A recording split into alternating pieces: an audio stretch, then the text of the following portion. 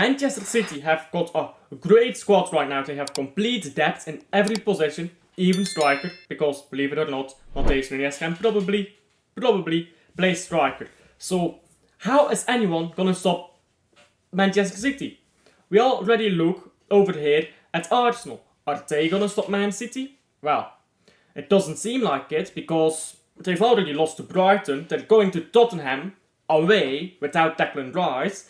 And meanwhile, Man City is beating teams without Rodri.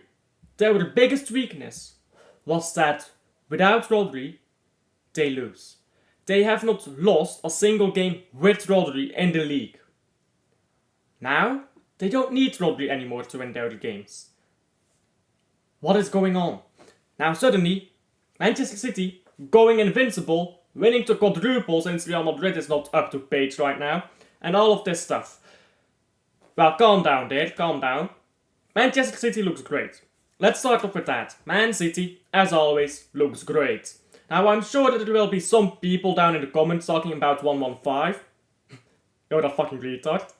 Thank you for ousting yourself, but yeah, if you actually think that allegations and truth are the same thing, you're probably not intelligent enough to have conversations with anyone outside of Twitter.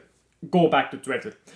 But for anyone who still remains after that disclaimer, let's actually talk seriously about the Premier League, the Champions League, and all of that. Now, I've told my opinions on the Champions League in another video, so this won't be about that. But, well, who has the best chance of winning it? Well, it's Real Madrid, Manchester City, Internazionale, and Bayern München. I look at Bayern, and you know what? They don't have a striker, do they now? Oh, they have Harry Kane? No. No. I have a Bayern München fan in my chat when I do watch longs, yeah? If you want to know what Bayern München fans think of Harry Kane, go ask him. Because not a single Bayern München fan likes Harry Kane.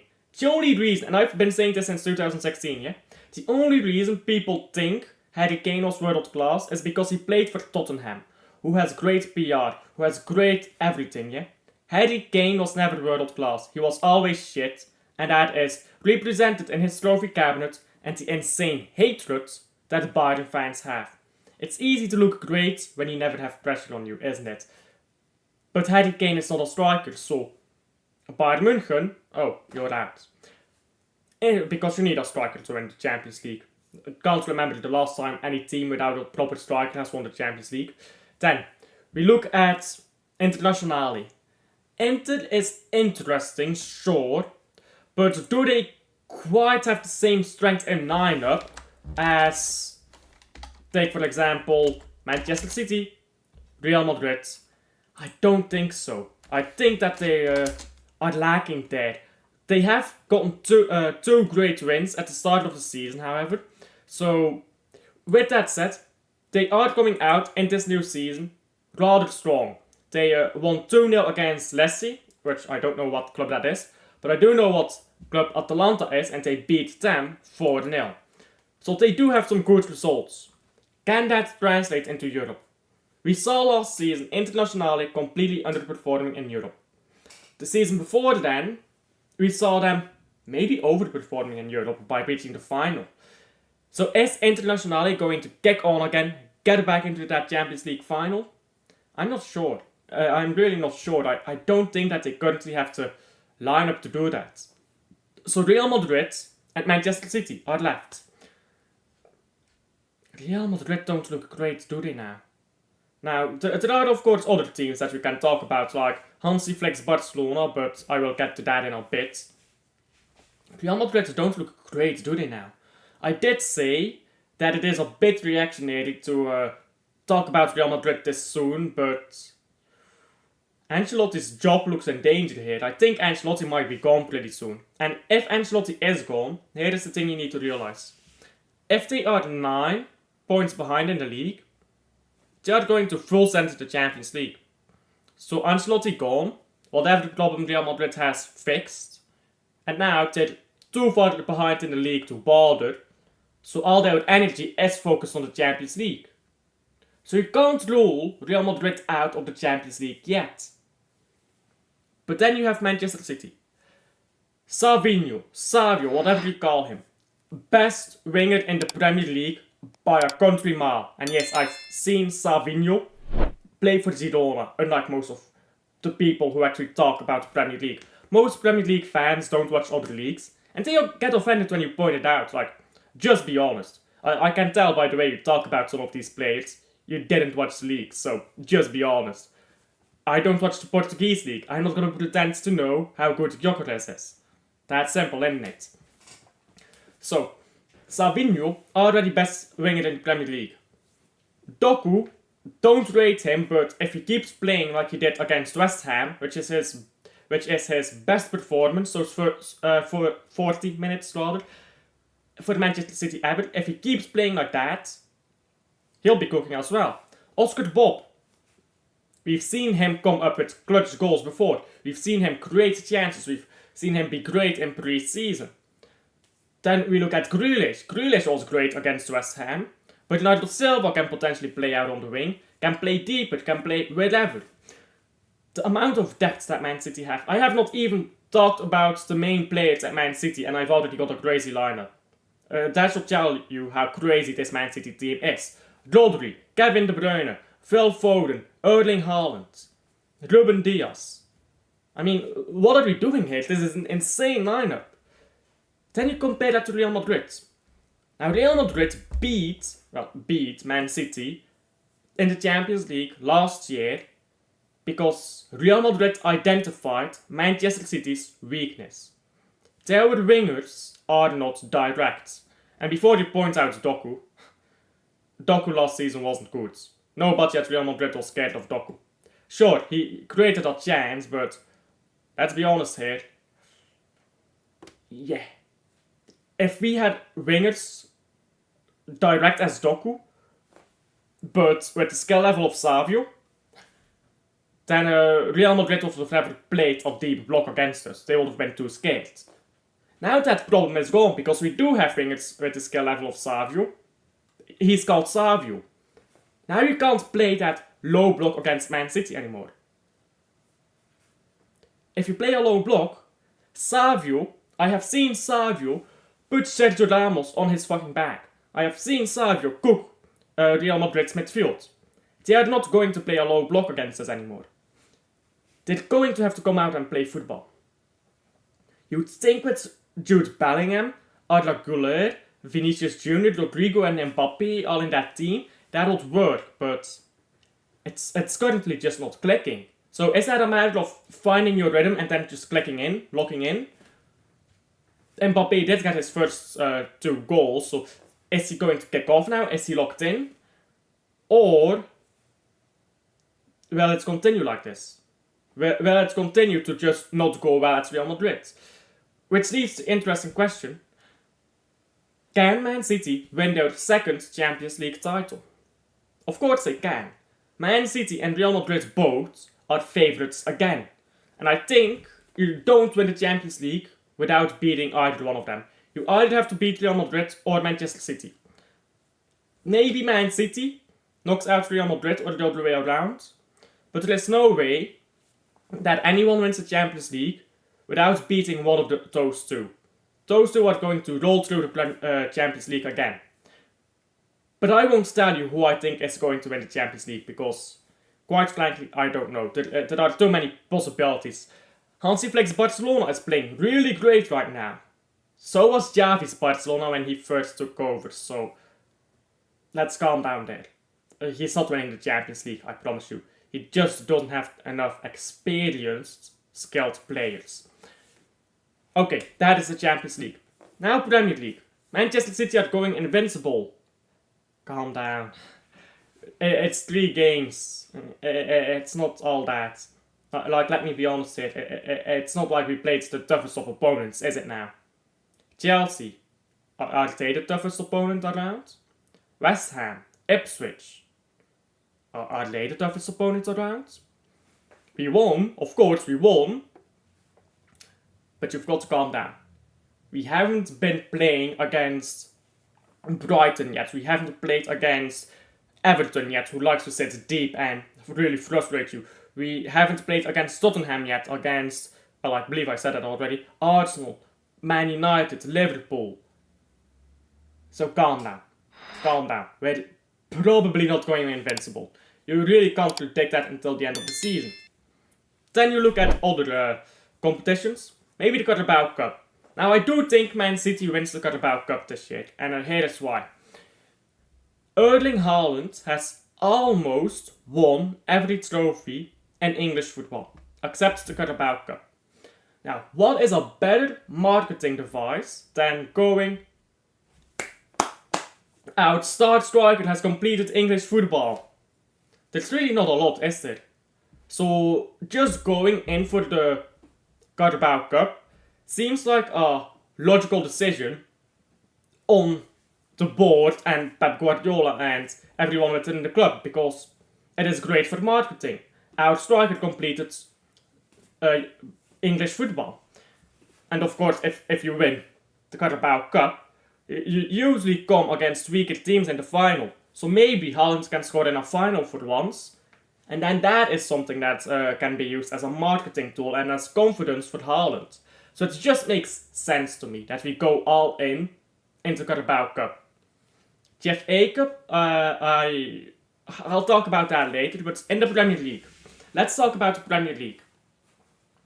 Now, Arsenal drew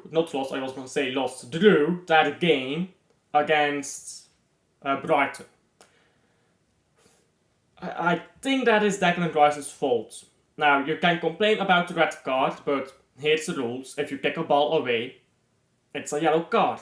Not only did Declan Rice kick the ball away while the free kick was being taken, he also dived afterwards. That is 1. Kicking the ball away while player stopped. That is 1 foul. 2. Interrupting a free kick while it's being taken is also a foul. 3. And you can look that up, by the way. If you stand too close to the free kick taker while it's being taken and you're not from the same team, the free kick has to be retaken. That's also a foul. And 3, he dived after looking for contact. That is 3 different fouls. 3 different fouls. All of which could be given yellow for. And you're surprised that all of that combined resulted in a single yellow card? Honestly, if you are surprised by that, I advise you actually go read the rules of football, because I promise you, yeah, bitch footballers like that getting defended by modern fan bases is why footballers nowadays spend half the game on the ground rather than actually playing football. I think we need to install way heavier punishments for diving. I do. I think we need to have a 20-match ban for anyone who dives. All competitions. So 20 matches in all competitions. Not just 20 matches across all competitions. No. 20 matches in all competitions. Because I am tired of it. And you're going to think, oh, that's very extreme. Yes. And overnight, you will see footballers stop diving. It's like magic. Super extreme punishments yield results. Footballers won't dive if you have super extreme punishments for diving. And I don't think you should hand them out during games. I think retroactively, after a game, punish the diving. So, therefore, I think it's a good thing that Declan Rice was sent off. It sends a message. You can't dive, you fucking brat. You're being a brat, and you're interrupting a free kick and all of that. You're going to be you're getting a yellow card for which you happen to be sent off. That's a good thing. Now, Arsenal fans are going to be very unhappy with Declan Rice, if they have standards at the very least, because even Declan Rice has admitted that he was at fault. Arsenal is not out of the title race yet. It's one draw. Now, granted, if Man City go invincible, yeah, and get 100 points, okay, wrap it up, you're done. I'm here to tell you that is not happening. Man City wants to win all 4 trophies. You can't win all 4 trophies, so to quadruple, while going 100 points. The reason why Manchester City went Centurion with that team, which was hardly superior to the treble team, is because it was knocked out early in 2 different, in like Champions League and in the Cup. That team never goes Centurion otherwise. It's that simple. So the title race is not done. But I think for Arsenal, don't go in a title race. Just don't. It's not worth it. Because your players, they need trophies. Saliba is looking at Real Madrid right now. Trossard is looking to leave as well. You have multiple players who want to leave Arsenal. You know why? Because you're not winning trophies. You need to go full in a cup. Either the Carabao Cup or the FA Cup. Arsenal just needs to win the title race. Get top 4, win a trophy, show the players you can win a trophy, give them trust back in your club, and then go kick off for a title race. For Arsenal, it does not make sense to go into a title race right now. Tell me what you think, yeah, if you agree with that, but for me, why would you? Why would you?